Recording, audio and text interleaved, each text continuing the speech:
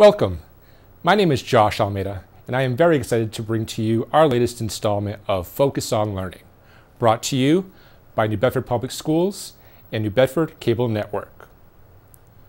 While the best way to find out what your child could be doing at home is to work directly with your child's teacher in school, we know these videos will help everyone keep learning active at home.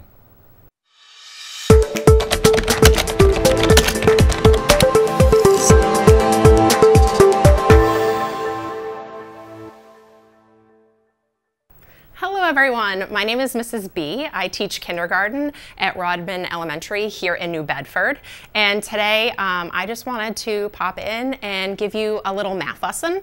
We're going to review the concepts of addition and subtraction. We're going to take a closer look at the number 10, all the ways to make 10 and all the ways to break 10 down. So thank you for joining me.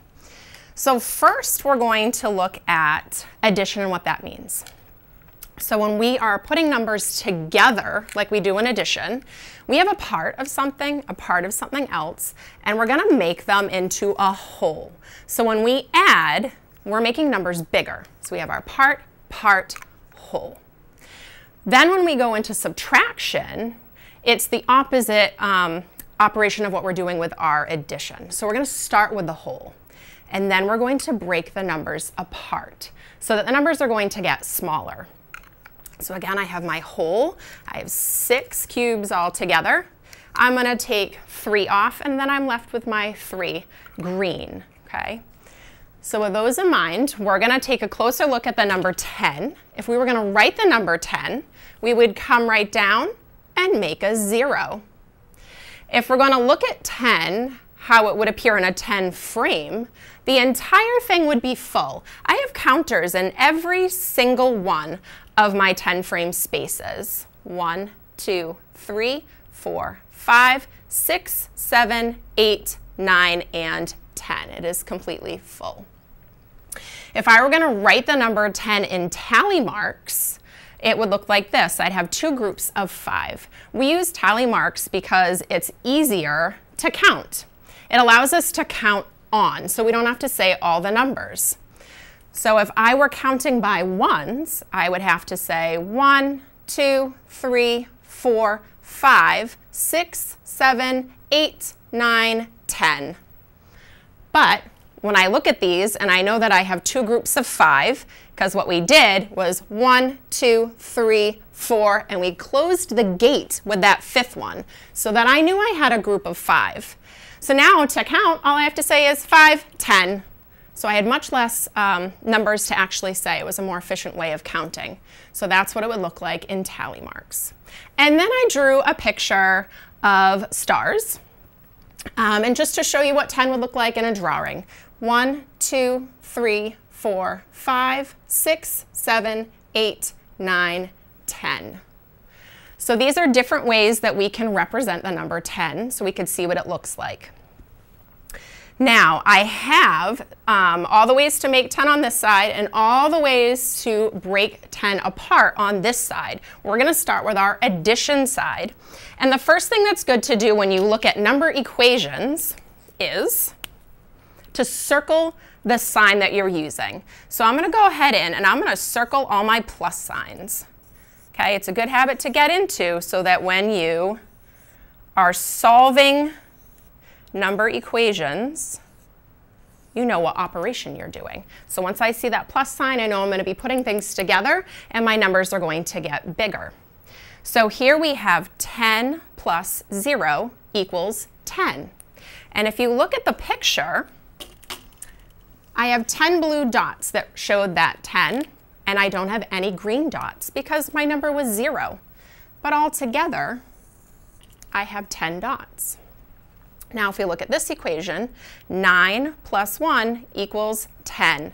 So I have my 9 blue dots, and then I see my 1 green dot. And we have 10 altogether.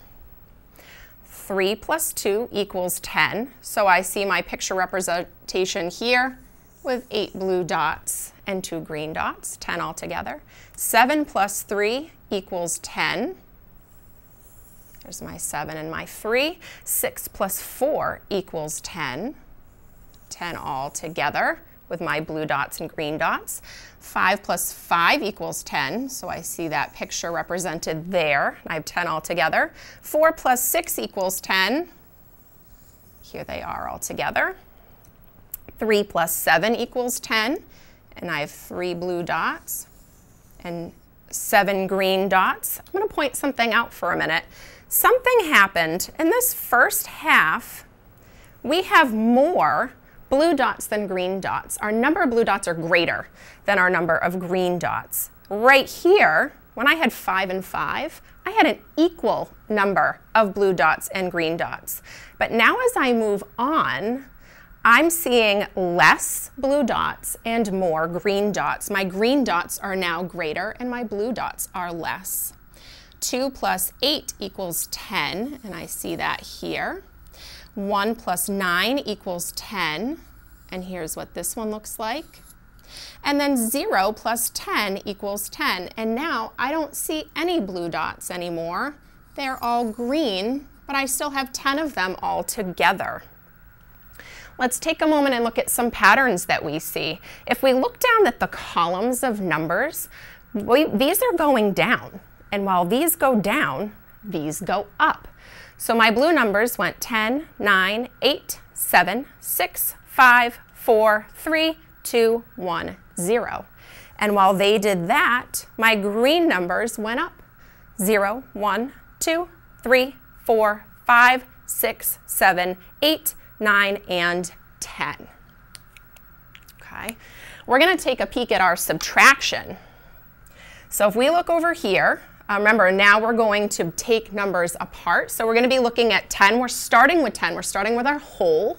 And then we're going to break it into pieces like we do in subtraction. So this is going to be whole, part, part.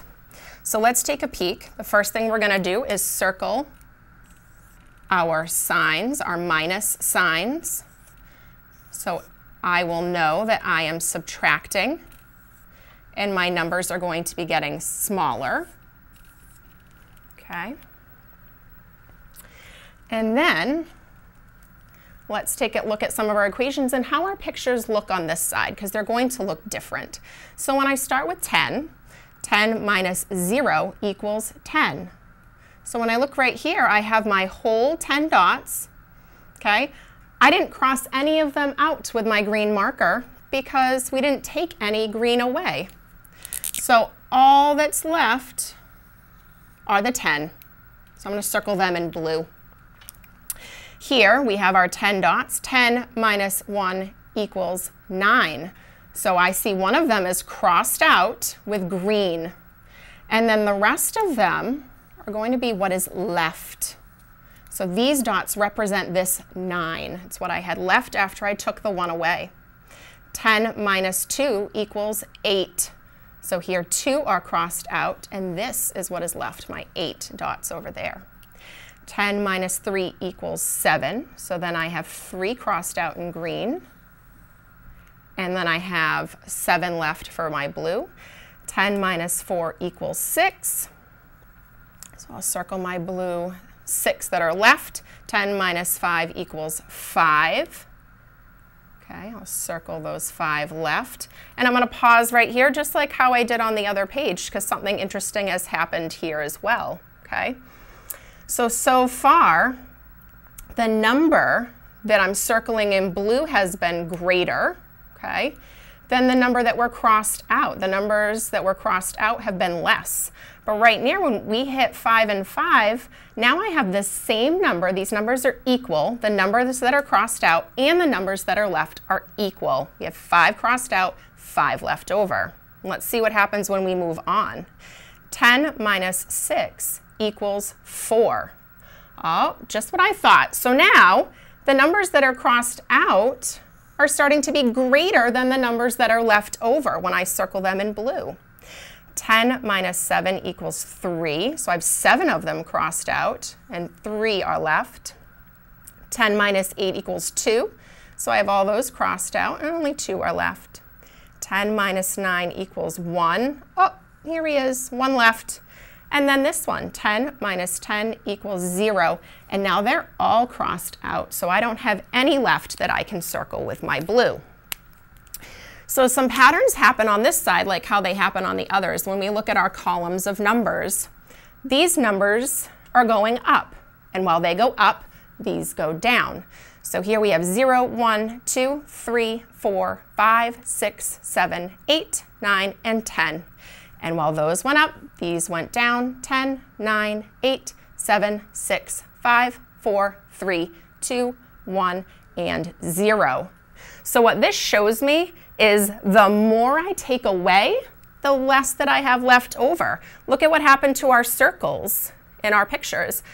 Our circles got smaller because we had less and less left over. Okay, so again, to review, we're going to look at this side, and what we did in addition is that we took a part, and then we combined them to get a whole. Our numbers got bigger. And then subtraction was the opposite. We started with our whole, and then we broke it down, so we had a part and a part left over, okay? I just wanted to quickly show you what it would look like on a Rec and Rec. So we can do a couple addition and a couple subtraction. So if we look at the addition side, okay, if you haven't used a Rec and Rec yet, let me just explain it quickly. We have 10 beads on the top. We have 5 red and 5 white. Same thing on our bottom row, 5 red, 5 white. Whatever we move onto this side is considered in play. Okay, so we're going to be focused right here on the Rec and Rec when I show you some of these, okay? If I do my top one for addition, and I have 10, okay, I'll cover these up so it'll be easier. Right here, I have 10 plus 0, and I still have 10. So that was a way to show it using my top and bottom rows, okay? If I have, let's do it this way, okay? 9 plus 1 is 10. So I have more up top. And then we'll slide this one over and this one over on the bottom so that now I see 8 on the top and 2 on the bottom. So I know 8 plus 2 is 10 altogether. 1, 2, 3, 4, 5, 6, 7, 8, 9, and 10. Okay, keep going. Now I have 7 on the top and 3 on the bottom to make 10 altogether. If I shift it this way, I now have 6 on the top and 4 on the bottom to make my 10. And this was the big one I wanted to show you. It really shows what we were talking about over here, that 5 plus 5, we have equal numbers now on the top and the bottom. 5 on the top, 5 on the bottom equals 10, okay? And then something starts to happen, and now my bottom row is going to be greater than my top row. So then it would be 4 plus 6 would be on the bottom, okay? So that's what the addition would look like for that. If I were going to show you a couple subtraction, okay, again, you can look on the top row. So here I have my full 10. If I don't take any away, I'm not going to move any. So I'm just going to stay with my 10. I didn't have to push any beads aside. And then I have 10 minus 1, and then I'm left with 9. So I know that 10 minus 1 is 9. 10 minus 2, so I moved 2. I have 8 left. And then I can move 3 over. So 10 minus 3 is now 7. Okay, so those are some ways to look at that on the Rec and Rec. I do have an activity that you can work on at home to practice all the ways to make 10. So all you need to have, if you have a deck of cards, that would be perfect. I'll give you some alternative choices in a minute, but let me explain it with a deck of cards. What you need to do is you need to get rid of all the 10s, the jacks, the queens, and the kings. Okay, so you only want the number cards. You can keep the ace in because the ace is going to be our number 1. All right. So the goal, instead of regular goldfish to make pairs, what you're going to do is try to make 10. So if you have an ace and a 9, 9 plus 1 is 10. So you can put that down as a pair. If you have an 8, you're going to say, whoever you're playing with, do you have a 2? And if they give you a 2, 8 plus 2 is 10, and you can put that down. Or maybe they tell you to go fish and you have to pick something up from the pile, and you'll just try again. but the goal is to make 10 instead of the pairs of numbers. Now, if you don't have a deck of cards at home, you can do this with anything. You can write just the numbers 1, 9, 2, 8, 3, 7, 4, 6, 5, and 5 on index cards separately. So their index card would have a different number on it. If you don't have index cards, you can use scraps of paper, the back of envelopes, whatever you have at home, you can easily make this game, and it's a fun way for the whole family to practice ways to make 10.